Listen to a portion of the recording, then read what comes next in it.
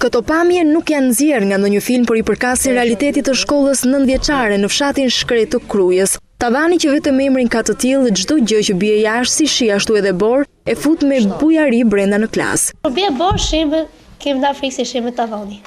Pjesa e tavanit rrezikon të shembe, dritare skemi, muret janë plotësaritur, ajo pjesa sime të tavanit është shamkrit.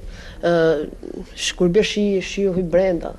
Në një kohë që flasim për Shqipërinë high-tech, për ta nxënës koha ka ngesur në mjerimin e përditshëm, me të cilin janë të detyruar të ndarë një kohë të çmuar, atë të nxënjes së dijeve. Është kompjuter, po si kena bërë si herë. Je fut në interneti? Ja, vetëm e kam pak shoh. Hasan Balliu, kryeplaku I fshatit të thellë të Marësisë së Krujës, tregon se përgjendjen e shkollës është vënë në dijeni edhe drejtoria arsimore e qarku Durrës, por deri më tani asgjë konkrete nuk është bërë. Aty fëmijët rrezikohen me jetën, po ashtu edhe mësuesit. Ne kërkojmë që strukturat shtetërore vendor ta shohin, të investojnë. Vështirë makesh në kohë.